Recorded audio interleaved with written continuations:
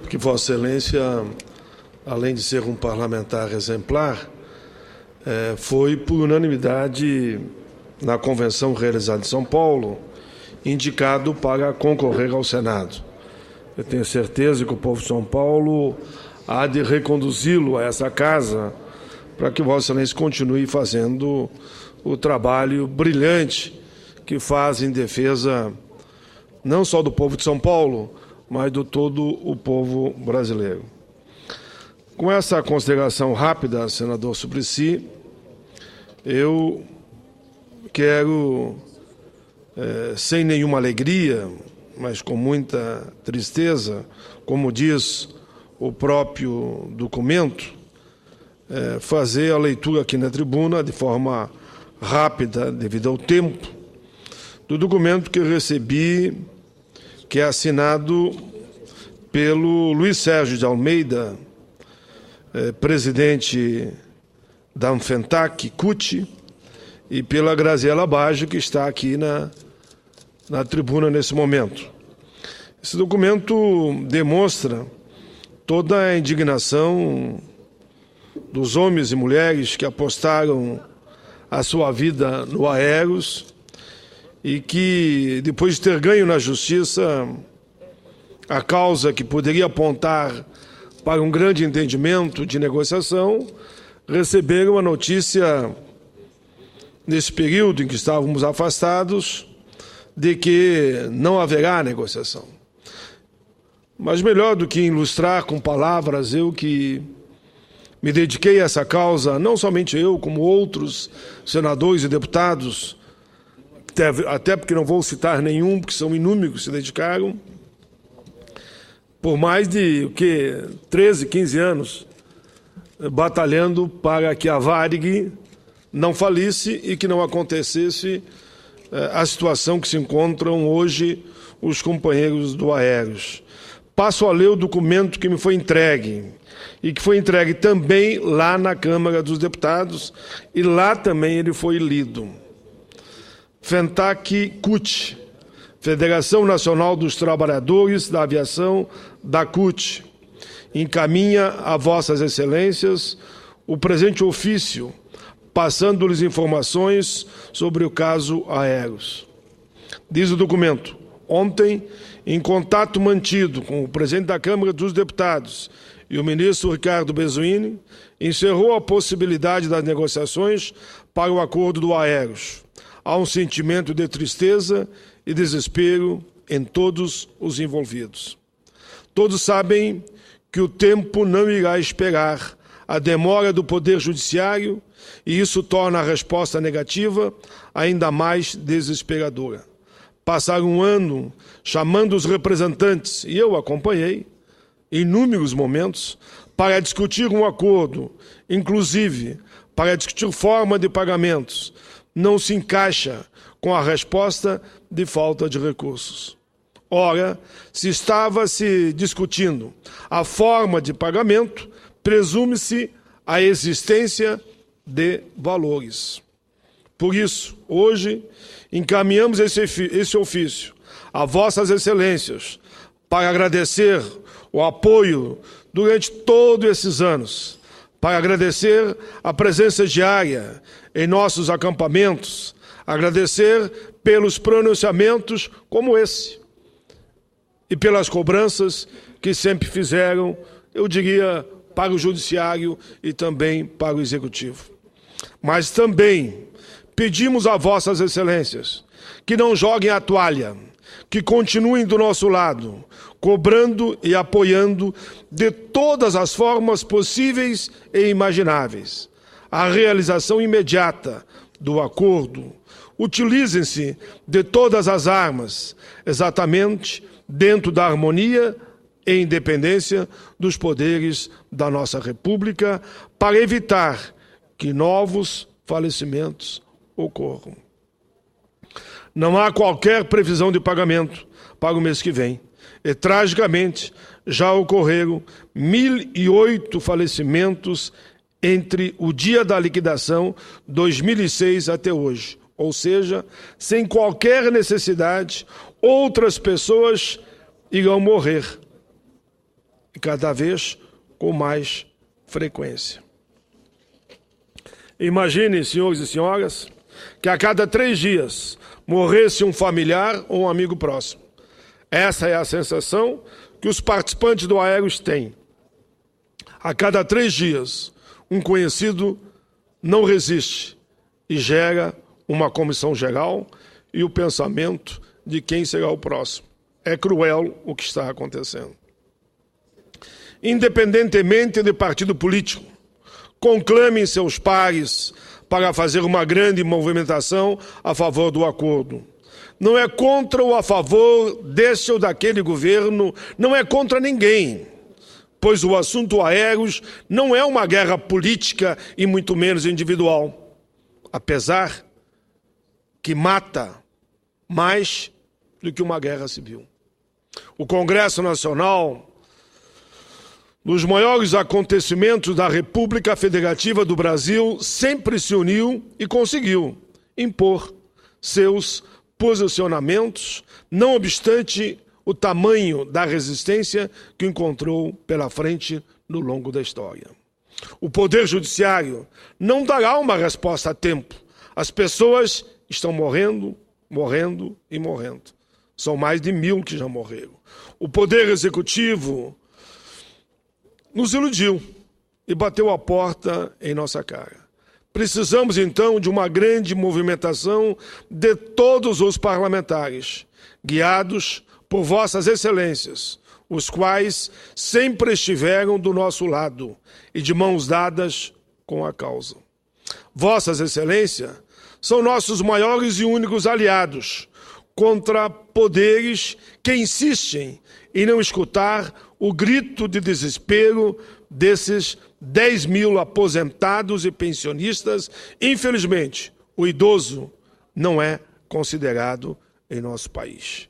Não é de hoje, ou seja, não possui qualquer voz ativa, não pode fazer greve, só pode reclamar e precisa da voz do parlamento.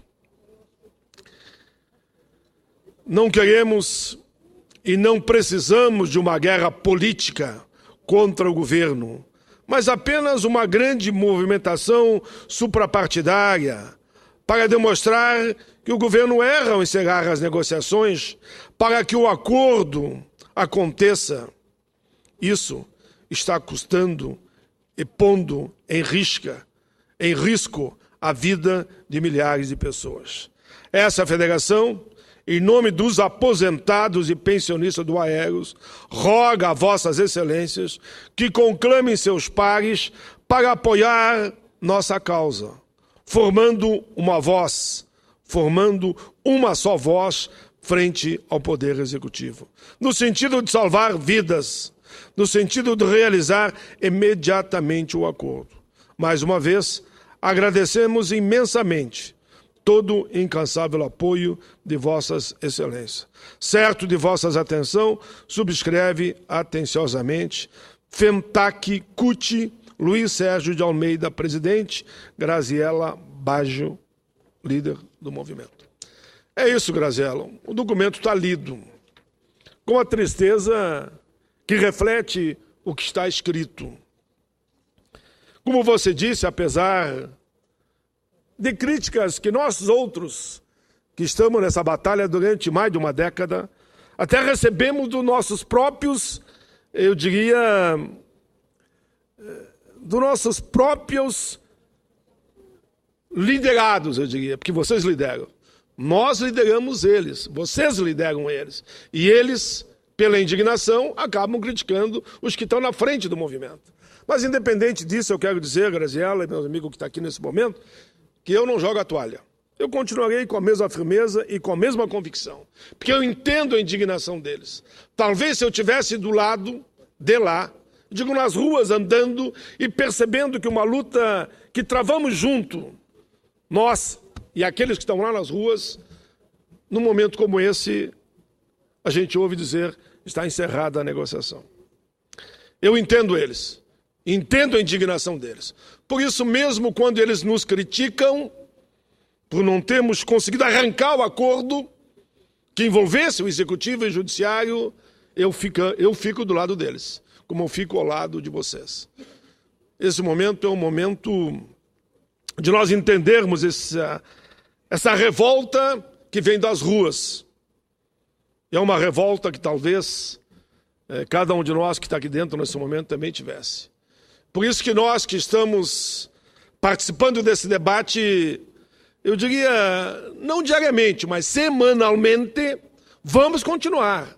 E vamos continuar nessa peleia, naquilo que eu chamo do bom combate, para que a gente, quem sabe, ainda esse ano, consiga assegurar o acordo para o Aeros.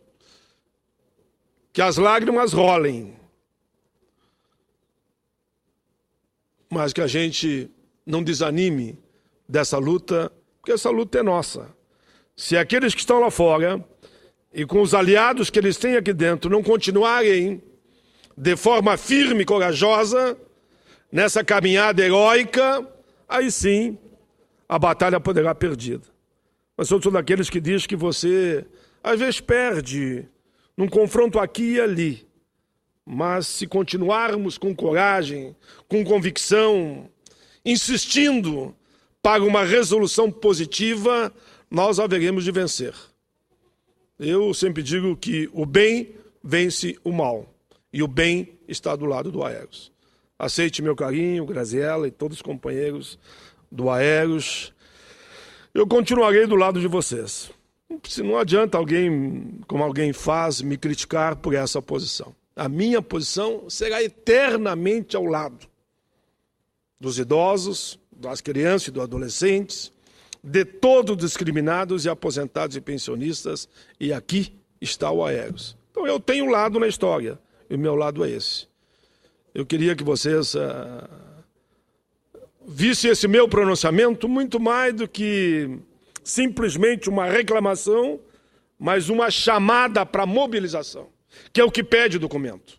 O documento pede isso, que haja uma grande mobilização. Eu espero que isso aconteça e a gente consiga o acordo. Senador Eduardo Suplicy, eu ainda quero...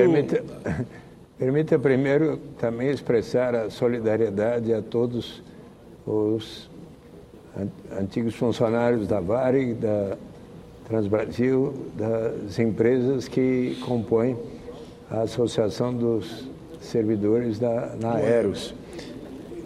Prezada Graziella, meus caros amigos, vocês têm vindo aqui e sempre o senador Paulo Paim incansavelmente tem batalhado pela causa. Eu quero externar também a minha solidariedade e o apelo às autoridades, inclusive a responsáveis, seja a presidenta Dilma Rousseff, o ministro Aloysio Mercadante, o ministro José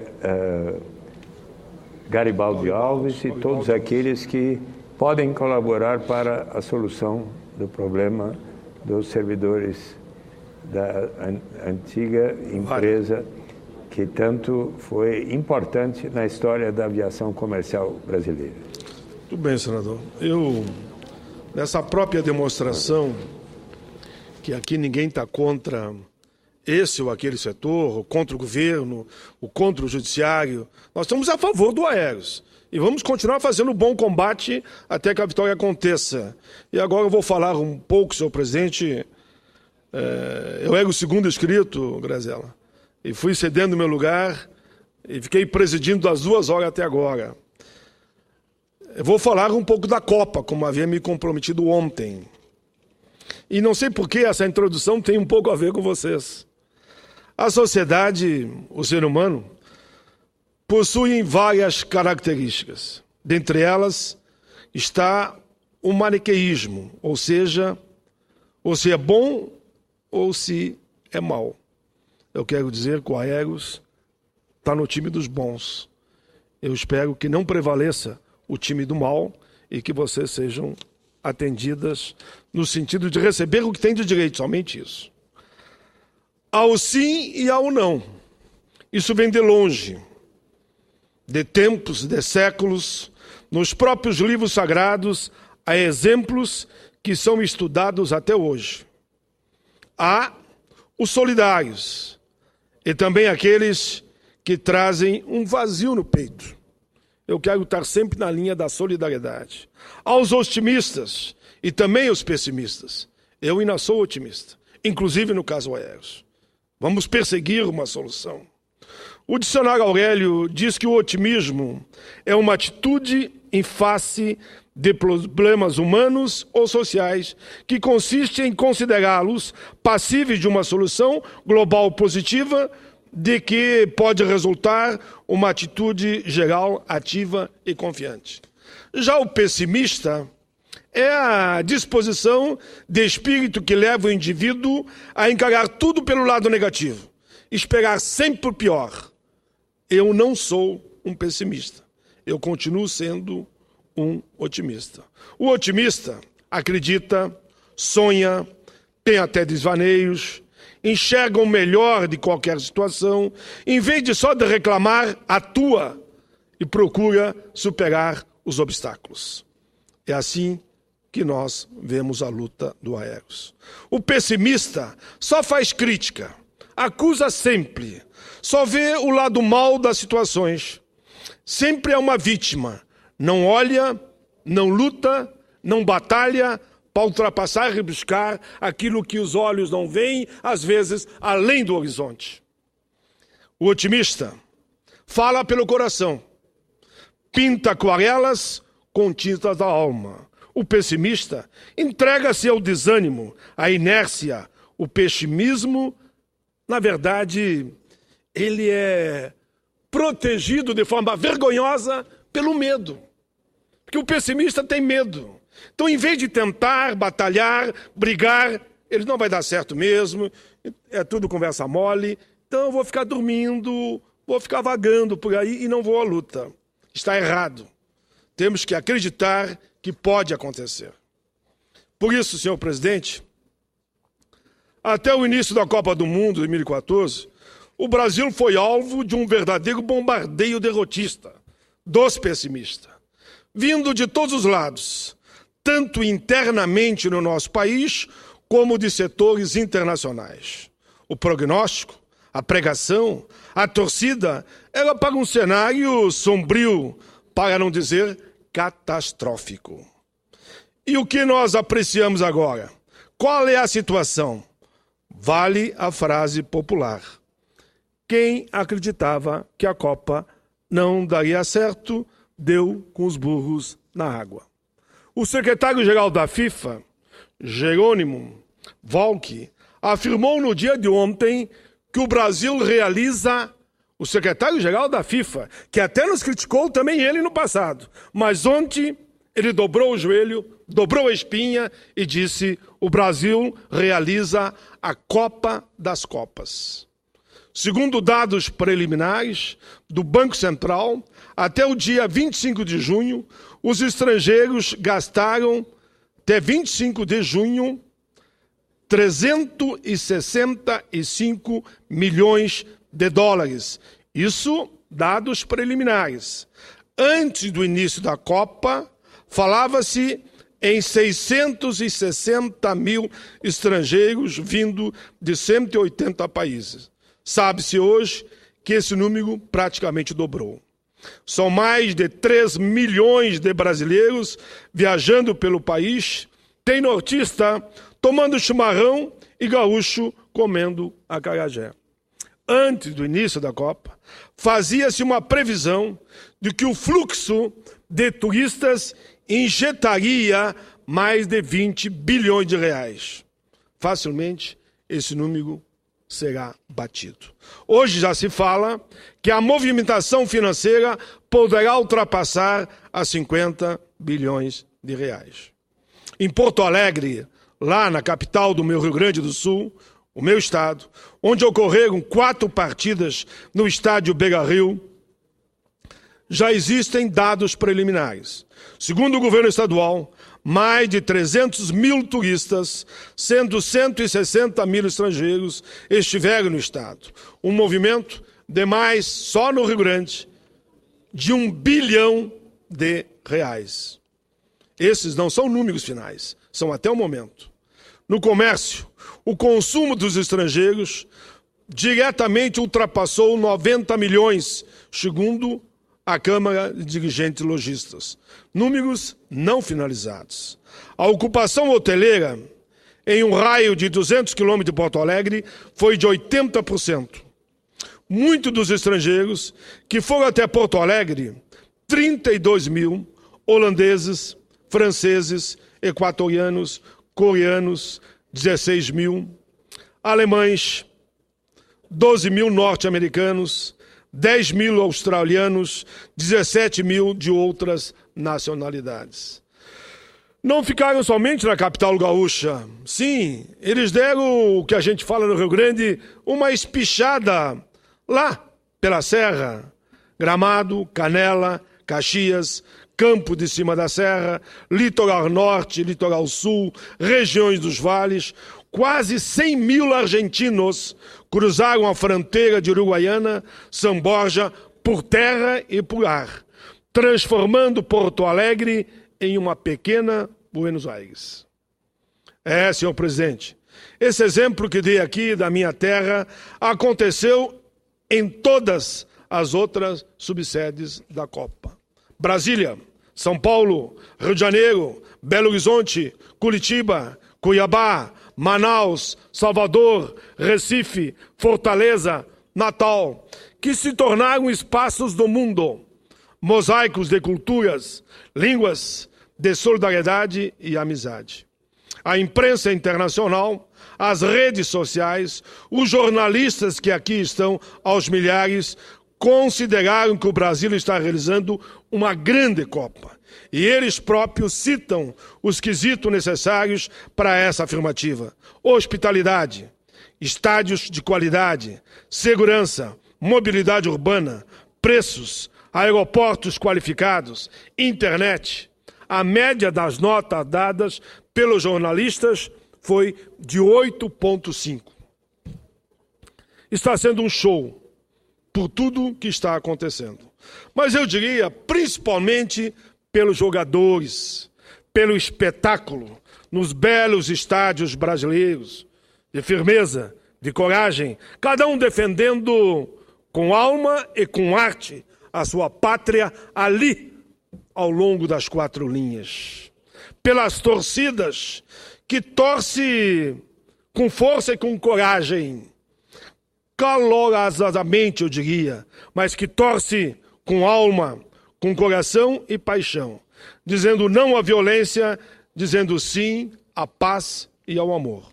Sim, esta é a Copa do Brasil, também de solidariedade, de fraternidade. Como disse a presidenta Dilma, essa é a Copa contra o racismo, contra o preconceito.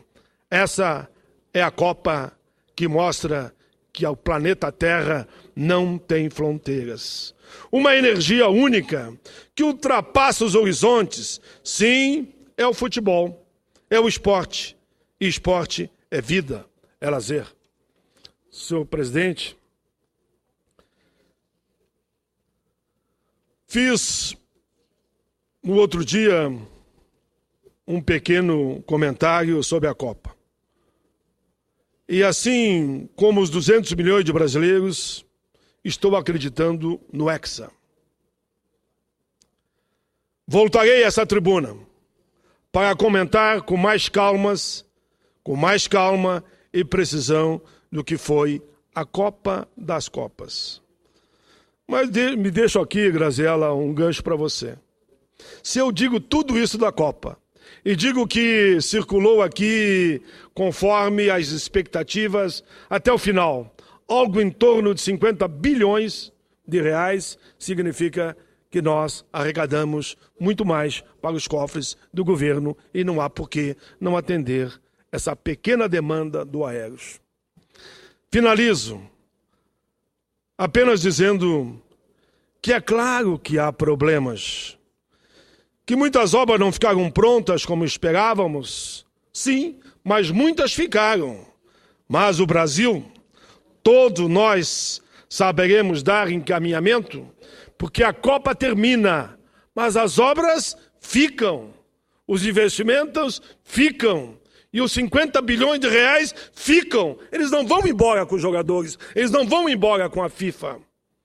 Obras que não foram finalizadas e não inauguradas agora em 2014, serão inauguradas o ano que vem. Para a Copa não, para nós. Para o nosso povo. Para a nossa gente. O importante é poder dizer que, independente do resultado final, todos nós ganhamos. A Copa foi e está sendo realizada pelo Brasil, pela FIFA, pelos governos, pelos patrocinadores, pelas seleções, pelas torcidas. O grande responsável por toda essa alegria, recepção, cordialidade, enfim, pela realização da Copa é, sem dúvida, o povo brasileiro. O povo brasileiro.